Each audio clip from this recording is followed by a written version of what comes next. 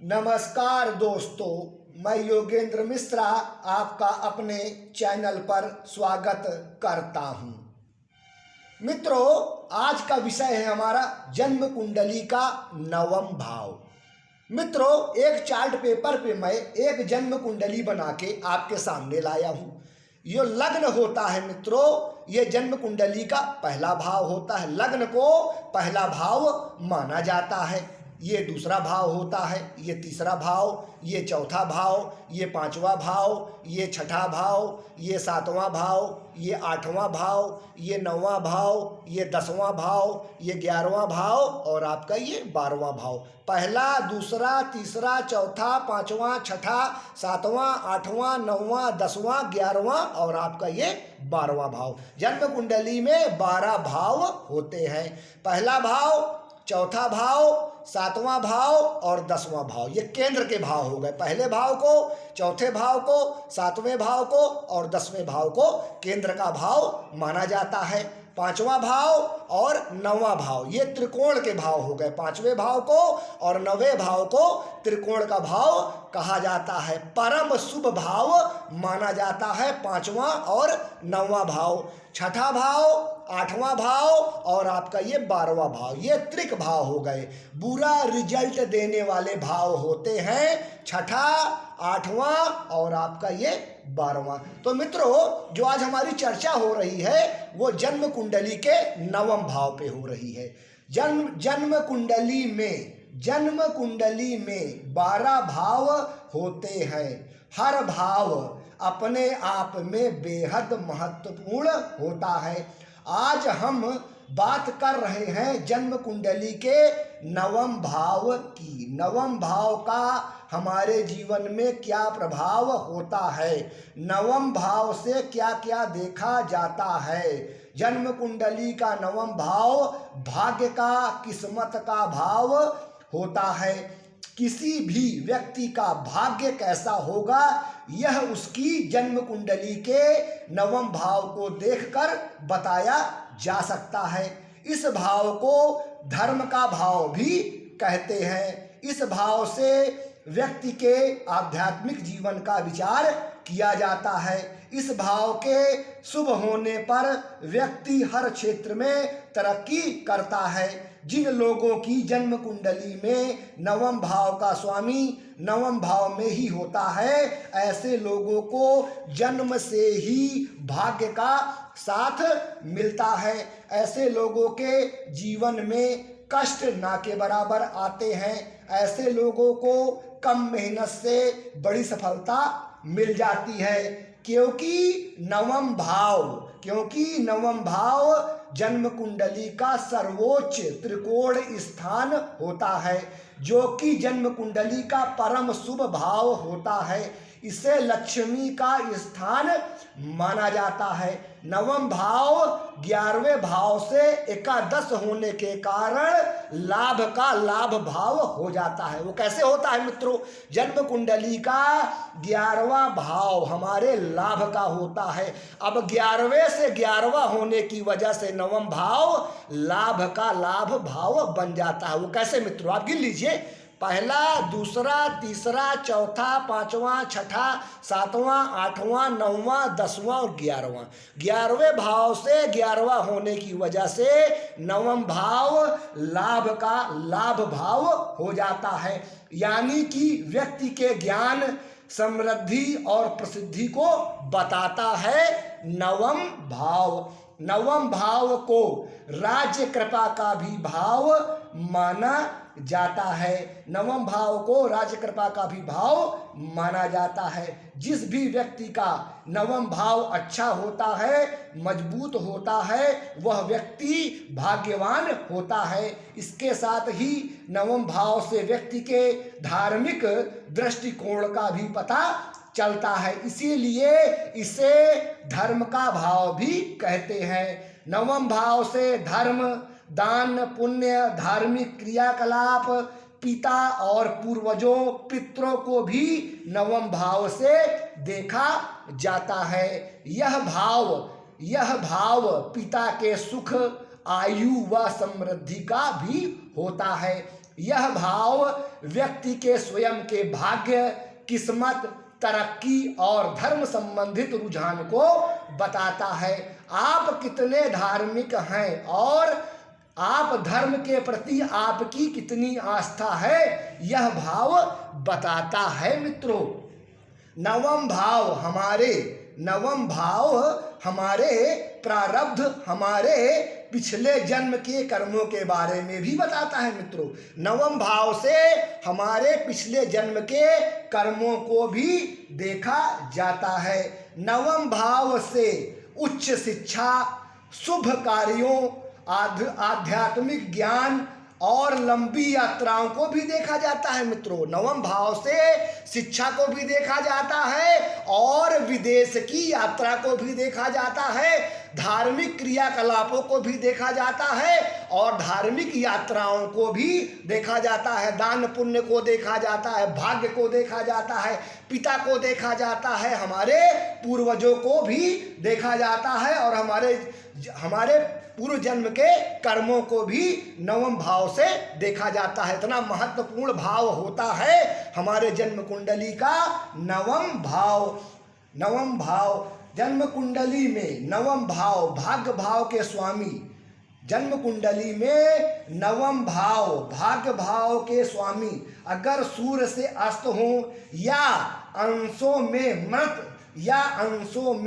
मृत अवस्था में हो, भाग्य भाव पर कोई ग्रह स्थित न हो, भाग्य भाव पर किसी ग्रह की दृष्टि न हो और भाग्य भाव के स्वामी नवमेश छठे, आठवें व 12वें भाव में स्थित हो तो व्यक्ति का भाग्य कमजोर हो जाता है। मैं फिर से रिपीट कर दे रहा हूं मित्रों, और मैं बार बार इसलिए रिपीट करता हूं कि जो ज्योतिष के नियम होते हैं बड़े गूढ़ होते हैं, इनको समझना थोड़ा सा मुश्किल होता है, इसलिए इन नियमों को मैं आपके सामने बार बार रिपीट करता हूं। जन्म कुंडली का नवम भाव भाग्य भाव होता है।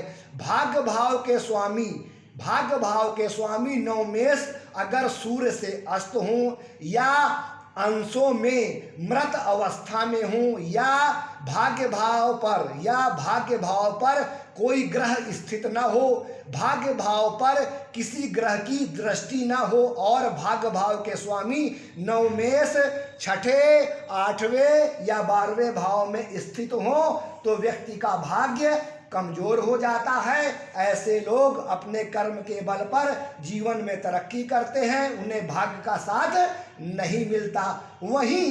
वहीं नवम भाव भाग्य भाव के स्वामी नवमेश अपनी उच्च राशि में हो या अपनी स्वयं की राशि में हो और केंद्र त्रिकोण भाव में बली होकर स्थित हो, पापी क्रूर ग्रहों के प्रभाव में न हो और साथ में नवम भाव पर शुभ ग्रहों का प्रभाव हो तो व्यक्ति परम भाग्यशाली होता है। वह जिस भी क्षेत्र में जाता है वह सफलता पाता है, भाग्य कदम कदम पर उसका साथ देता है मित्रों। इतना बड़ा प्रभाव होता है नवम भाव का।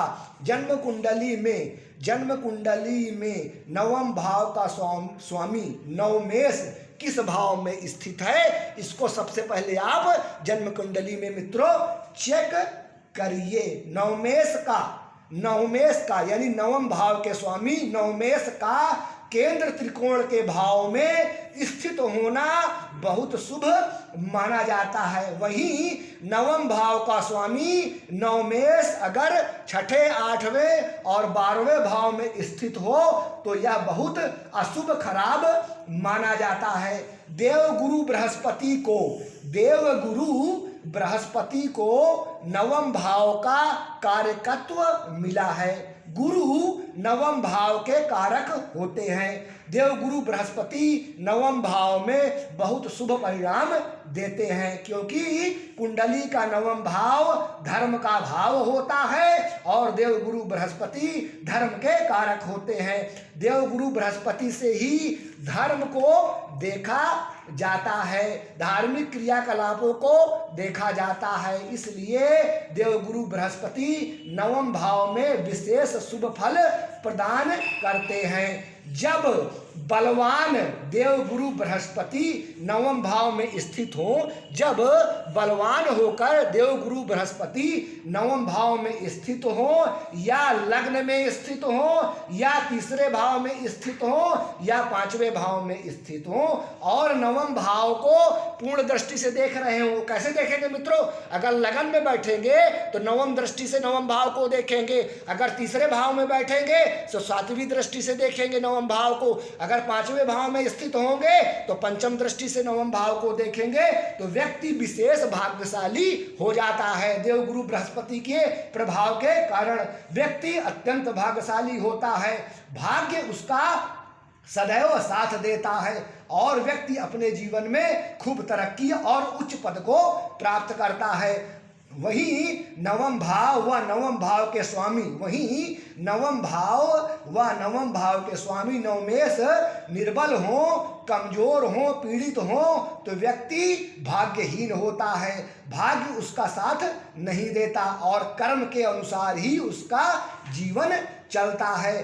त्रिक भाव यानी छठा, आठवां और 12वें भाव के अलावा, त्रिक भाव छठे, आठवें और 12वें भाव के अलावा अन्य भावों में नवमेश अपने बल के अनुसार हमको फल प्रदान करते हैं। नवम भाव में स्थित ग्रहों और नवम भाव को देखने वाले ग्रहों और नवमेश की स्थिति के अनुसार व्यक्ति का भाग्य होता है। अगर नवम भाव बली है तो व्यक्ति को कम संघर्ष से सफलता प्राप्त हो जाती है। वही नवम भाव पीड़ित है, कमजोर है तो व्यक्ति को बहुत संघर्ष और मुसीबतों के बाद सफलता अपने जीवन में मिलती है। जिन लोगों की कुंडली में नवम भाव का स्वामी नवमेश 8वें भाव में स्थित हो उसे भाग्य का साथ नहीं मिलता। जिन लोगों की कुंडली में नवम भाव का स्वामी नवमेश 8वें भाव में स्थित होता है उसे भाग्य का साथ नहीं मिलता, क्योंकि नवम भाव से 12वां नवम भाव से द्वादश होता है 8वां भाव। गिन लीजिए मित्रों, अगर नवम भाव से अगर 8वें भाव को गिनेंगे तो 12वां हो जाएगा। पहला, दूसरा, तीसरा, चौथा, पांचवा, छठा, सातवां, आठवां, नौवां, 10वां, 11वां और 12वां।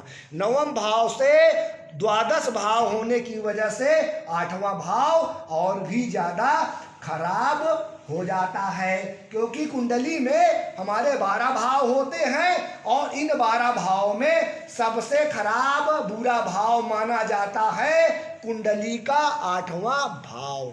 जन्म कुंडली के 12 भाव में सबसे खराब भाव माना जाता है 8वां भाव, क्योंकि 8वां भाव मृत्यु का होता है, बीमारी का होता है, पीड़ा का होता है और नाश का होता है।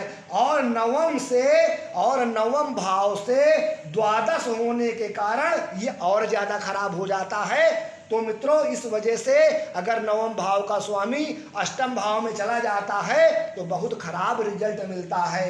नवम भाव के स्वामी नवमेश का 8वें भाव में बैठना, स्थित होना बहुत खराब बुरा माना जाता है। ऐसे लोगों को बहुत सी बाधाओं और बेहद संघर्ष के बाद सफलता मिलती है। ऐसे लोगों को भाग्य किस्मत के बजाय अपनी मेहनत और बुद्धि से सफलता मिलती है और ऐसे लोग अपने दम पर कामयाब होते हैं। कुंडली के नवम भाव को सबसे शुभ भाव में गिना जाता है। नवम भाव का संबंध दसम भाव से, नवम भाव का संबंध दसम भाव से हो तो यह सबसे शुभ योग माना जाता है। यह संबंध कई प्रकार से बन सकता है। नवम भाव का संबंध दसम भाव से कई प्रकार से बन सकता है। एक तो युति के द्वारा, दूसरा दृष्टि के द्वारा, भाव परिवर्तन के द्वारा, राशि परिवर्तन के द्वारा या नक्षत्र परिवर्तन के द्वारा। तो नवम भाव का दसम भाव से संबंध व्यक्ति को राजयोग प्रदान करता है। व्यक्ति अत्यंत भाग्यशाली, धनी, प्रसिद्ध और उच्च पद को प्राप्त करने वाला होता है।